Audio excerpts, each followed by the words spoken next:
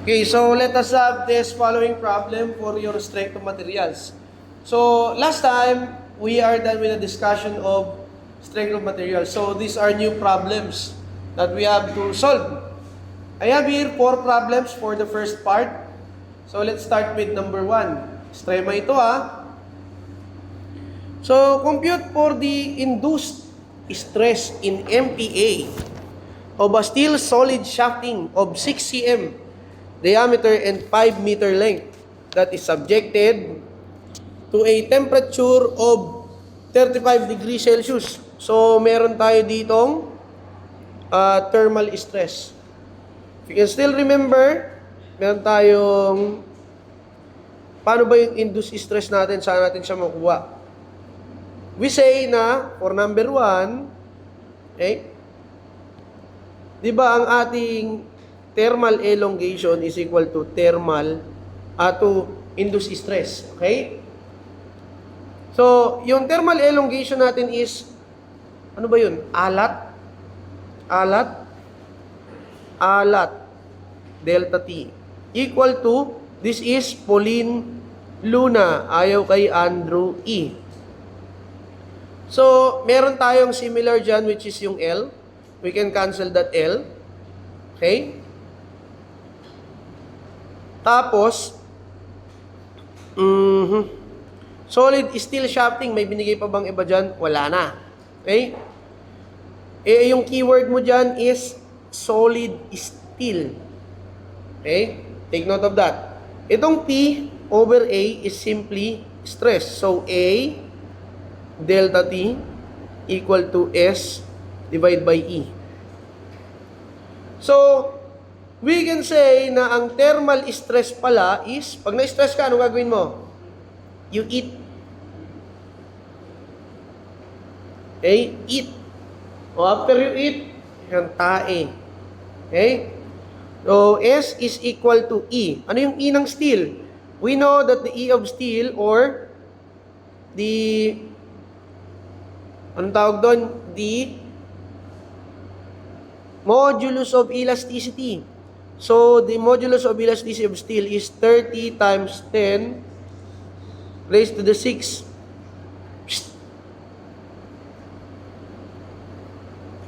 pounds per inch squared. Okay?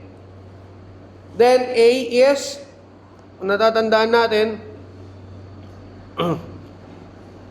hindi natin alam, okay? So, that is 6.5 times 10 raised to the negative 6th power per degrees Fahrenheit. Okay, recall ba natin yan? Tama ba yan? 6.5 times 10 raised to the 6 per degree Fahrenheit. Okay? Times 10 raised to the negative 6. Yan yung thermal elongation coefficient of steel.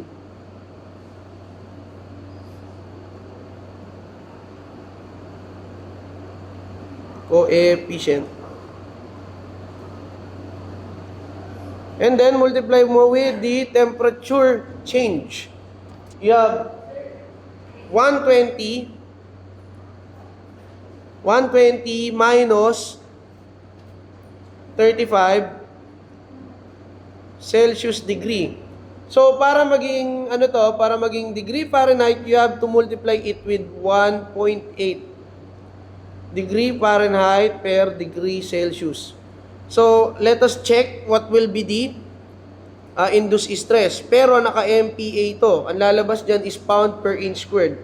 All you have to do is divide it with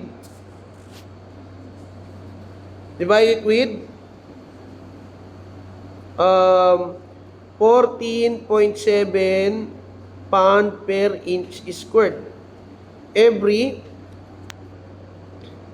0.101325 MPa.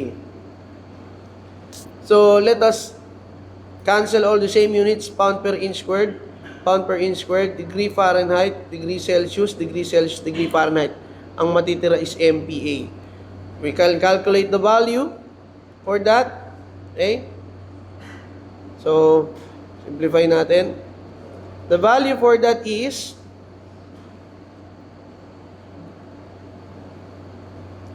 And then, this one. So, calculate.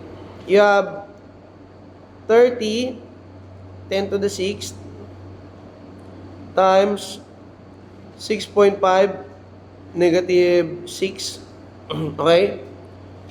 Times 120 minus 35. Times 1.8. Okay? Direct substitution na agad yan. So, 14.7 divided by 0.101325.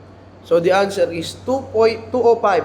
S is 205.65 MPa. Very basic. Okay? Ganun lang kadali.